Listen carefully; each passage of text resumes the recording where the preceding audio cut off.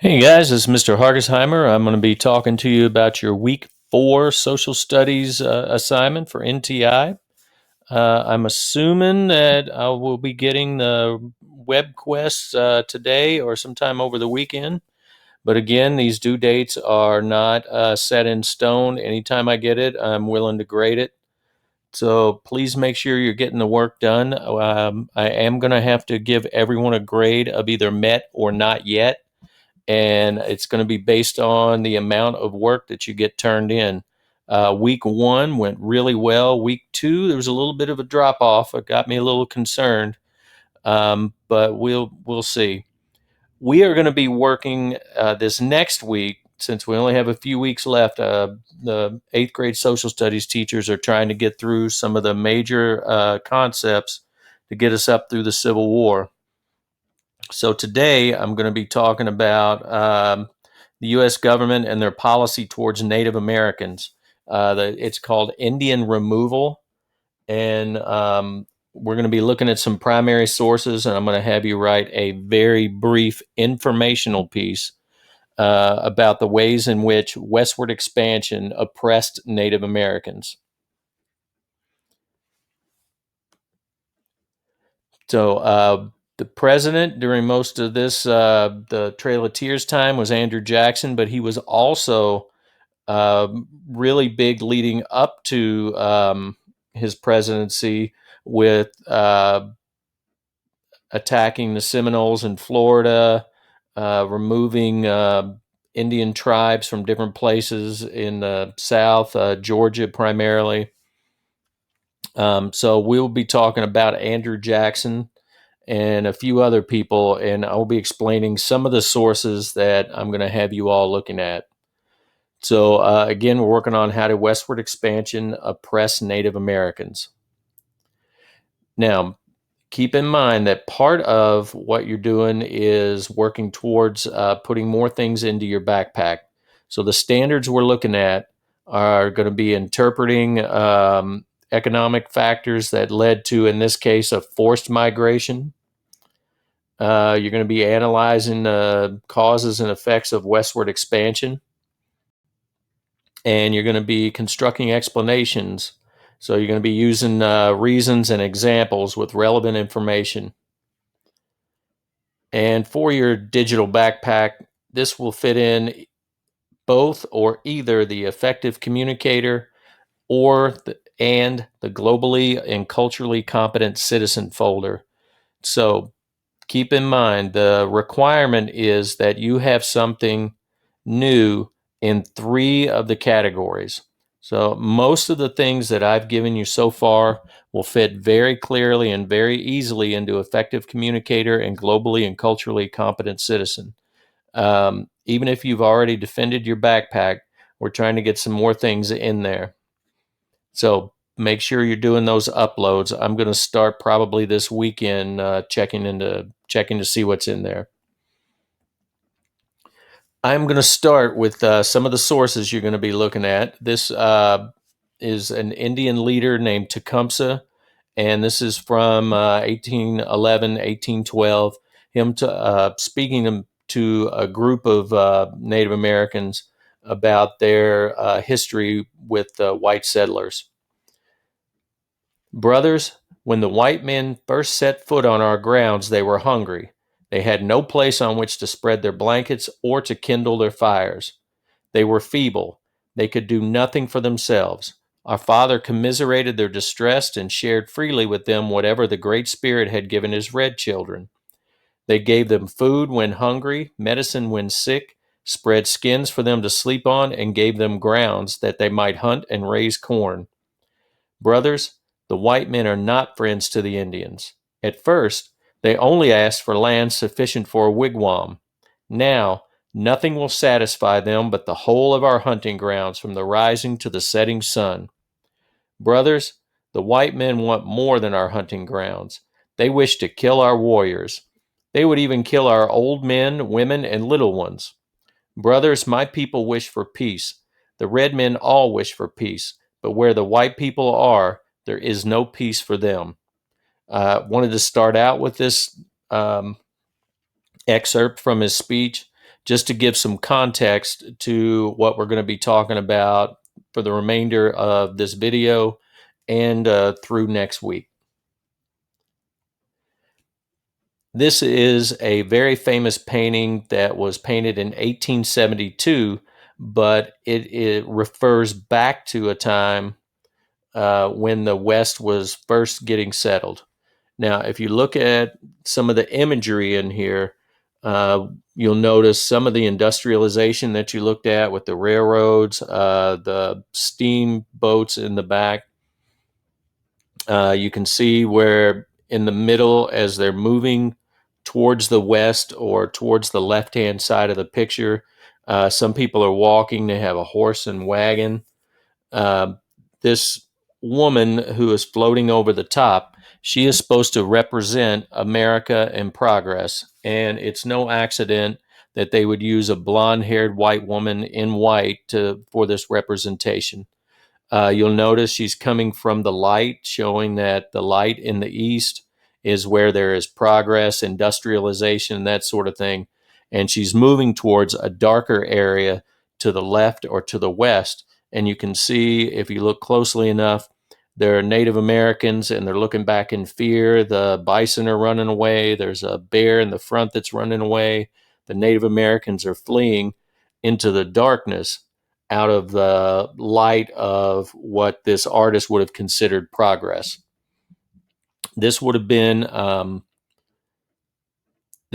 fairly popular theme at the time, and we've seen some of these examples where the white settlers and colonizers believe that they are bringing Christianity or bringing progress or bringing nothing but good things to Native Americans or to the land. And the short excerpt I'm going to read to you is from a newspaper writer named John L. O'Sullivan, and he's talking about this idea of manifest destiny. And that means it's clearly obvious that it is the white people's right, it's their purpose to move all the way across North America. We are the nation of human progress, and who will, what can set limits to our onward march? Providence is with us, and no earthly power can. We point to the everlasting truth on the first page of our national declaration, that would be the Declaration of Independence, and we proclaim to the millions of other lands that the gates of hell, the powers of aristocracy and monarchy, shall not prevail against it. So this is the idea that no matter what, white settlers and colonists have the right, and their entire purpose and their destiny is to populate all of North America. So I'm going to give you a timeline of Andrew Jackson and some of his interactions with Native Americans. This is not going to be included in the excerpts that I'm giving you, so you may refer back to the video, or it's easy to find this timeline as on the internet. So in 1814, the United States, which then Jackson was a general, led the U.S. Army to take 22 million acres in Georgia and Alabama, and they took those obviously from Native Americans. In 1818, he invaded Florida. He burned Indian homes and their crops, stole their land. This was the first of what are known as the Seminole Wars. Between 1814 and 1824, Jackson negotiated 9 of the 11 treaties that the United States had with Native American tribes. He gained 3/4 of Alabama and Florida, also parts of Georgia, Tennessee, Mississippi, Kentucky, and North Carolina.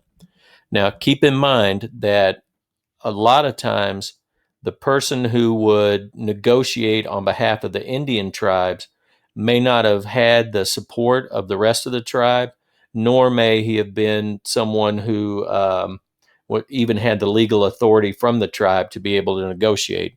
But the U.S. government was happy to sign a treaty and then to move the army in to take the land.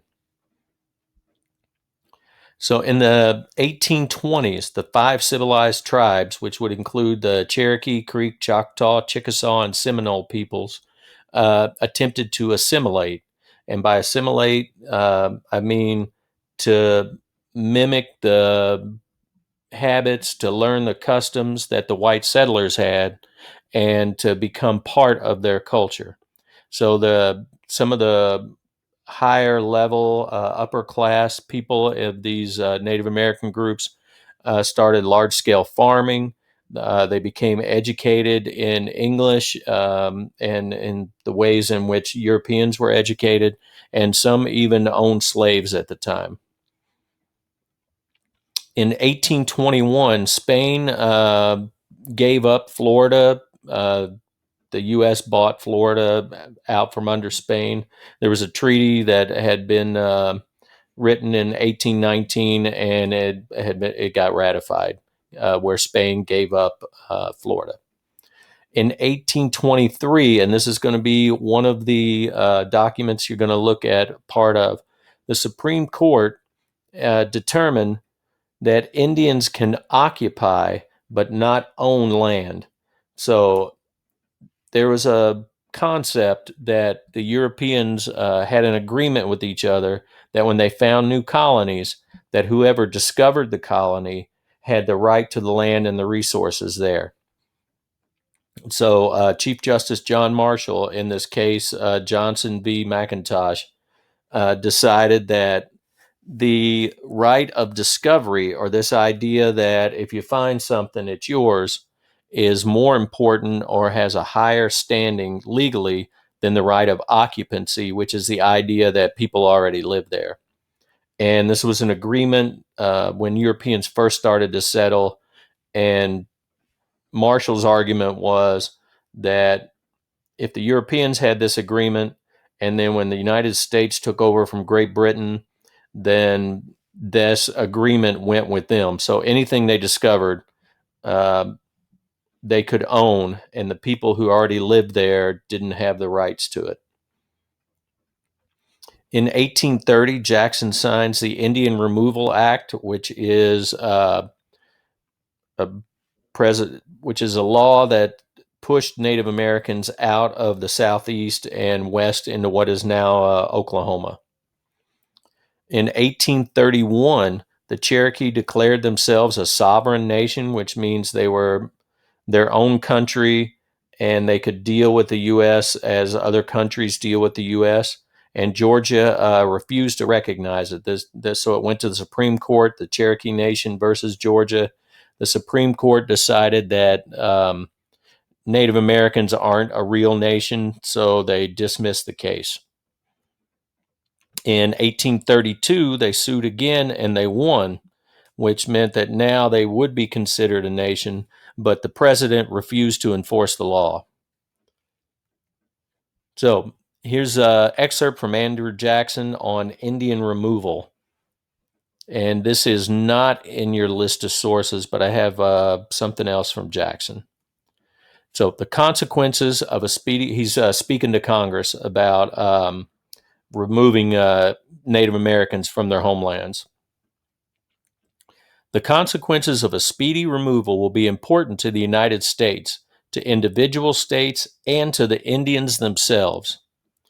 It will place a dense and civilized population in large tracts of country now occupied by a few savage hunters. So it's saying they're going to take white people who are crowded on the East Coast and spread them out. By opening the whole territory between Tennessee on the north and Louisiana on the south to the settlement of the whites, it will incalculably strengthen the southwestern frontier and render the adjacent states strong enough to repel future invasions with remote aid. So if they take this land from the Native Americans and they move whites into it, they will have a force out there to keep Native Americans from coming back. It will relieve the whole state of Mississippi and the western part of Alabama of Indian occupancy and enable those states to advance rapidly in population, wealth, and power. The belief was kind of that Native Americans weren't developing industrially, so they didn't have any rights to the land. It will separate the Indians from immediate contact with settlements of whites, free them from the power of the states, enable them to pursue happiness in their own way and under their own rude institutions, will retard or slow the progress of decay, which is lessening their numbers, and perhaps cause them gradually, under the protection of the government and through the influence of good counsels, to cast off their savage habits and become an interesting, civilized, and Christian community. So not only is he arguing it will be good for whites, but he's also arguing that taking all their ancestral homeland and moving them out to the West will be good for the Native Americans. So this is a letter from Andrew Jackson to the Seminole Indians.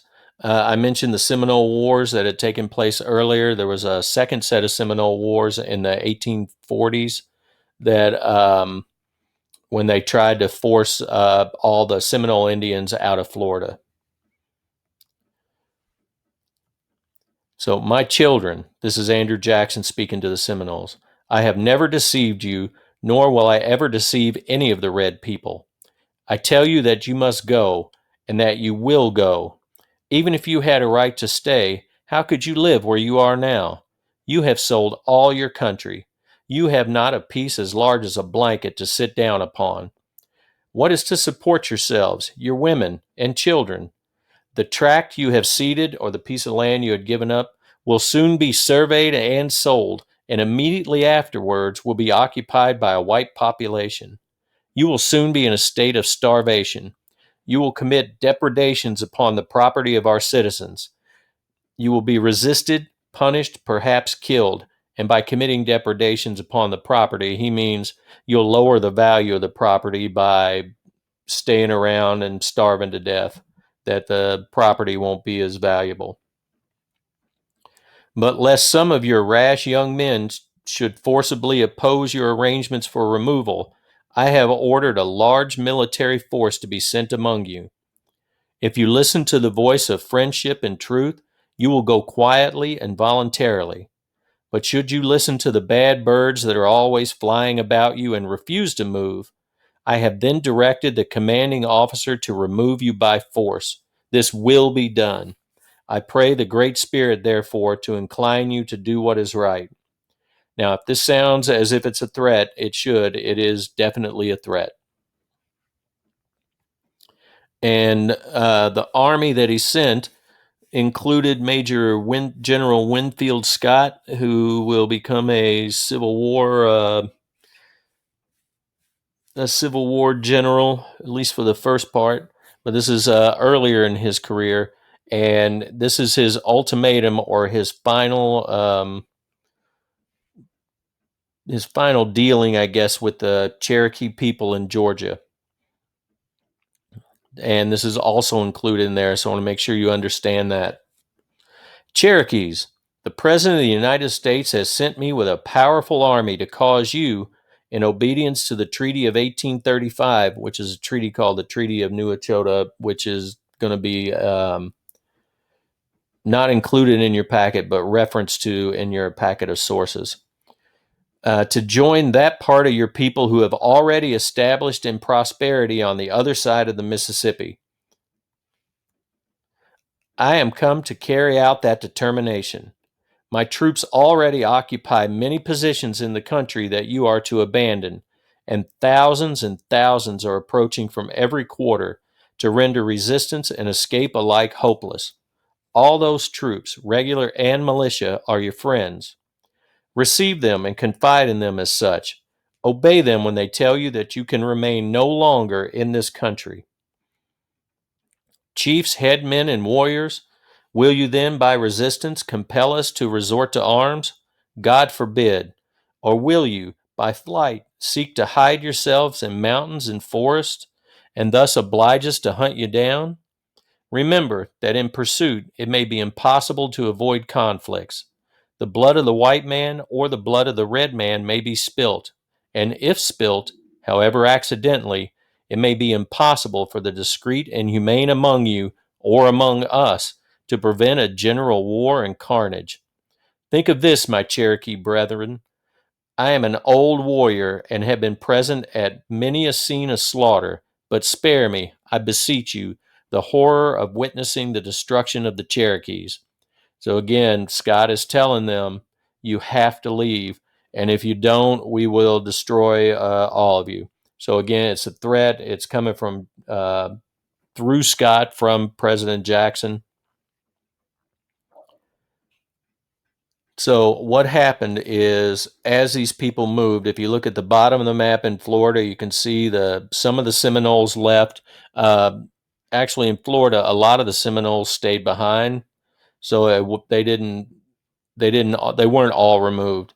But in Georgia, if you see towards the middle of the map in the lighter colored area, there's New Echota, Fort Mitchell. This is where some of these things have taken place, and you can see the route that they have taken from this large area in their different years when the Chickasaw, the Cherokee, the Creek, Choctaw all moved, and they all ended in the darker area over there is Oklahoma and I believe a little bit of Texas, what becomes Texas, but they're all in that area. So they take this all of the southeast and they compress them into this small area in Oklahoma. And this is known as the Trail of Tears. So, Native American cultures prior to the Europeans showing up, every place, like if it says northeast, this means that whole area was filled with northeast Indians, people who lived a certain way based on their geography and some common cultural traits. There are southeast Indians, and again, based on climate and geography, they lived a different life than Plains Indians, who lived mostly in the flatter lands, lots of bison in the area. Southwest would have been the hotter areas. They would have moved all the way through into Central America and back and traded with those groups. The Great Basin and Plateau groups. Also, there's a California and Northwest coastal groups. So they're organized in this map by culture, but they were spread out entirely across what's now the United States. So currently, if we look at a map of U.S. reservations, and I just uploaded this one today to get the most possible, there is an area right in the middle where there is a reservation. This is in Oklahoma. And if you see some of the darker areas, it's where there are larger reservations. And I can tell you from having driven through and around many of those in the West, in the Southwest, they are not, they're very dry. Not a lot grows there. It's not the nicest land. So they took people who were spread out all over this entire country and they moved them into places where basically they didn't want to be. And this is in the course of, maybe 300-400 years. So just a quick review now of westward expansion from the point of view of the colonists, the colonizers who move across, and the settlers. So in 1783, which is a few years after independence, this was pretty much the United States. The line that kind of marks it off on the west is the Mississippi River, and you can see the states that are included there. In 1803, those of you who did the Web Quest know that President Jefferson bought Louisiana from France. So they added this giant area here. Now, saying that you bought something, it really like you're buying control over it. You're buying France's army leaving that area. But there were still like Native Americans lived there, and it was kind of their land. But the U.S. again is not recognizing their occupancy. They're recognizing that the French discovered it, so it belongs to France. But now France has sold it to the U.S. Same with Florida in 1821, which was purchased from Spain. One that I'm very sorry we're not going to have time to go into is this annexation of Texas when the U.S. took Texas from Mexico. There was a war that the U.S. kind of goaded Mexico into, and they ended up taking a land that was supposed to be about halfway through Texas, but they expanded all the way down to what is now. They want to go to the Nueces River, but they expanded all the way down to where the Rio Grande River is. And this was after winning a war with Mexico. And around that same time, they got the British to give up their claims to the Oregon country. Russia no longer claimed anything in the area. And lastly, 1848, at the end of the Mexican War, Mexico gave up all this land in what is now the Four Corners area, Nevada, California. It's going to include Arizona, Utah, parts of New Mexico, Colorado. And just to round the picture out, I guess, there was a very small area that was purchased from Mexico a few years later called the Gadsden Purchase. So, talking about what we're going to be doing next week, or you'll be doing next week. I've told you a little bit about informative writing in language arts class on Tuesday. We're going to use that same form, but I'm going to condense it down into probably about a 4-paragraph. It shouldn't be any more than really 4 paragraphs of writing based on looking at these sources. So we're going to practice the introduction and the conclusion. Then you'll have about 2 paragraphs in the middle where you're going to be looking at sources or using sources. So an introduction has what's called a thesis statement, and you're going to have just 2 main points. Think about a thesis statement kind of like a claim. You're going to identify the topic that you're writing about. In this case, answering the question, how did westward expansion oppress Native Americans? So you're going to come up with 2 main points that will support your thesis statement. For your introduction, you're just going to identify those 2 points.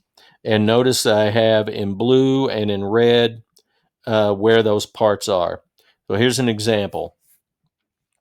And this example will also be included in your directions in your packet. During the 1800s, settlers from the United States moved west believing that they had the rights to the land and resources. They did this without regard for the Native Americans who already lived there.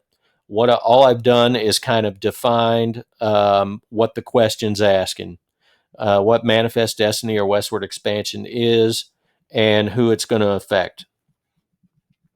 Westward expansion has oppressed Native Americans by destroying their lives and cultures and stealing their land. So this is going to be my thesis statement. This is going to be the idea that I'm going to go into the next 2 paragraphs and give details about. And the 2 main points that are going to support that their lives and cultures and stealing their land actually happen are going to be: the laws and policies of colonizers and settlers have taken their homes. So I'm going to have to mention laws and policies. And the second main point, through military force, their lives and cultures have been destroyed. So I'm going to have a paragraph talking about laws and policies, and I'm going to have a paragraph talking about military force. And I included, I think, like 8 or 9 sources, maybe 10, very short ones that you should be able to skim through and pick things out of. So the second main part of this informative writing I'm having you do is the body. So for each main point that was identified in the introduction, we're going to have an excerpt from 2 sources and a connection to your thesis statement. So my first paragraph about the laws and policies of the United States government, I'm going to talk about 2 sources. Maybe I included a Supreme Court case, I included something about the Indian Removal Act. So maybe I had those are the two laws or policies that you use. So I have two sources in there, and I explain I give details about them, and I explain how they connect to my thesis statement, and this part being how the laws took land from the Native Americans. The second part of my body, or the next paragraph in my body, I already said in the introduction, I'm going to talk about military force. So I'm going to give details, and I'm going to pick two sources, and I'm going to give an excerpt from them. I'm going to cite that evidence, and I'm going to show how they connect to my thesis statement, which is that Native Americans were oppressed and the military was willing to destroy their lives and culture. So these will be paragraphs 2 and 3. And then finally, I'll have a conclusion where I'm going to reword my main points and my thesis statement. So this is going to sound a lot like the introduction. Laws and policies like the Indian Removal Act and the Cherokee Nation versus Georgia decision have been designed to take away Native American lands. And I want you to notice again how I color coded this. The text evidence, I'm just identifying it in this conclusion, is in green. The main points are in blue, and the rewording of my thesis statement is going to be in red. The threats of Winfield Scott and the memories of Private Burnett, which is one I didn't talk about today, but is in the packet, show that the United States used violence and terror. And again, I've reworded the military force to destroy their lives and culture and to show that the United States used violence and terror. And again, now I'm rewording the thesis statement. Westward expansion by settlers and colonizers decimated native lives and cultures, which is very, very close to what I had at the beginning.